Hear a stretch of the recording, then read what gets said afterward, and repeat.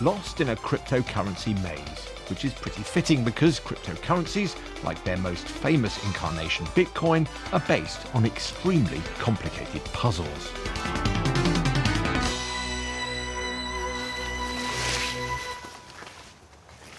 These puzzles are programmed into the source code for Bitcoin. Roughly every 10 minutes or so, a new puzzle is released, and computers all over the world race to solve it.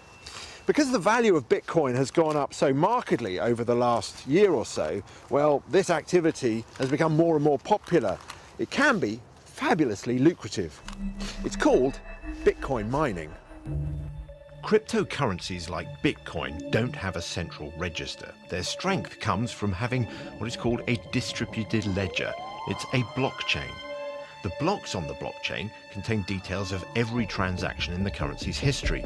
As new transactions happen, they have to be placed in blocks and added to the chain. A new block contains roughly 2,500 new transactions. And to validate the new block, each one contains the answer to the puzzle from the last block.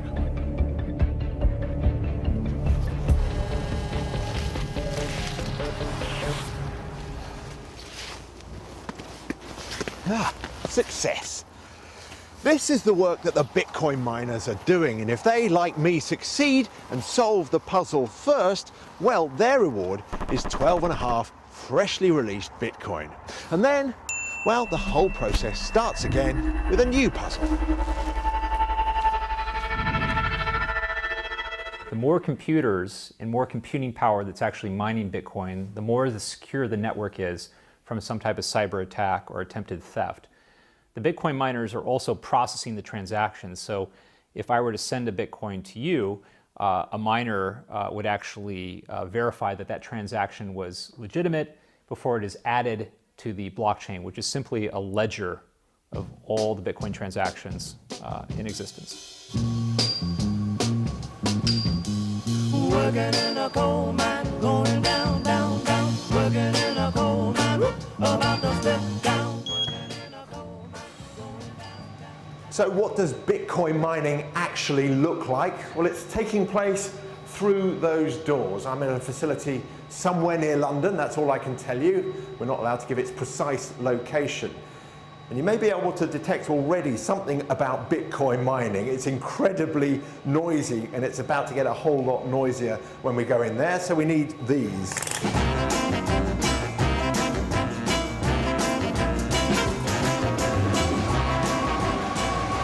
And the first thing you notice in here is it's not only extremely noisy, it's extremely hot as well.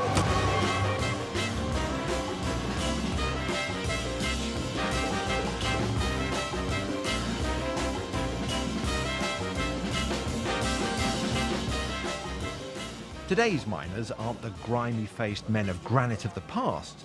Today, they have silk pocket squares. They produce around 100 decibels. It's basically like a jet getting off the ground.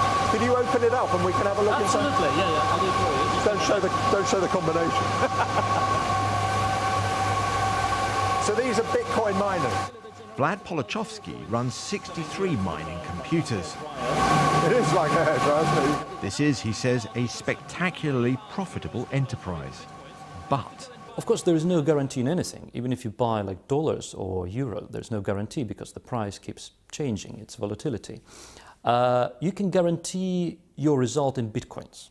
So basically, you already know the network difficulty, you can keep track of it, you know the performance of your miners, and you know your running costs. So it's quite easy to calculate your net profit in Bitcoins. What you don't know is the Bitcoin exchange rate at any given time. So you, of course, depend on Bitcoin's volatility.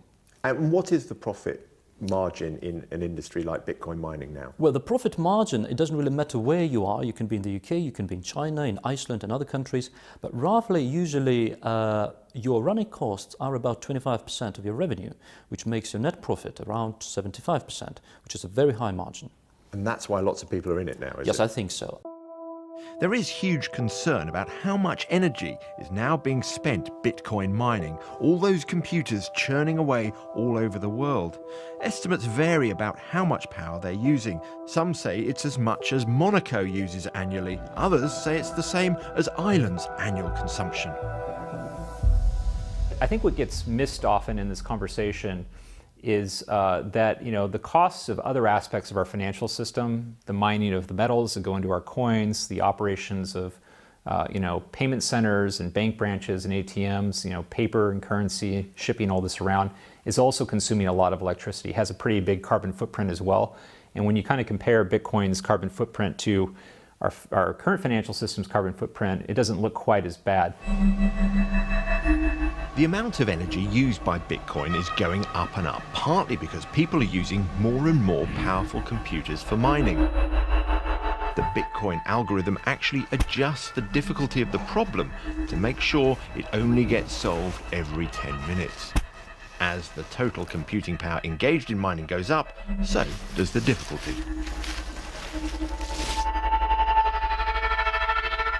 Nobody really expected it will become such a big thing. So in the beginning, you just had people mining Bitcoins with their laptops and computers. So it was relatively easy to get one. Mostly people are using Antminers that come from China. They're kind of very optimized, very powerful graphic cards, but they only can do one task. They can only mine Bitcoins. So you can't use them for any other currencies apart from Bitcoin Cash.